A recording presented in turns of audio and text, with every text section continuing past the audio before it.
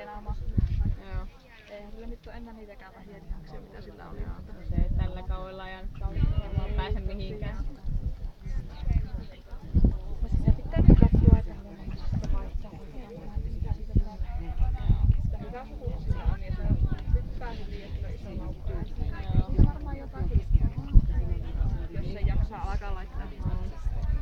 Vaatii aikaa, mutta onhan sulla tietenkin tuo toinen, että sinä niin on sulla joku, millä pääsee. On, ja nyt kun on sen kinastin kanssa alkanut menneen kivasti, niin... Joo, tää meni tosi kivan Joo. näköisesti nyttenkin, että... On, mutta se on kuitenkin... On se mulla nyt ollut jo reilu 1,5 vuotta. Se on hirveän herkkä tuohon laatuun, että nyt musta tuntuu, että mä oon vasta alkanut oppia. Siihen menee aikaa. Joo, kyllä varmaan mullakin on hevosen vaihto-osakin vaihtaa. Joo. Ensi vuonna meinaa päästä 20 pian.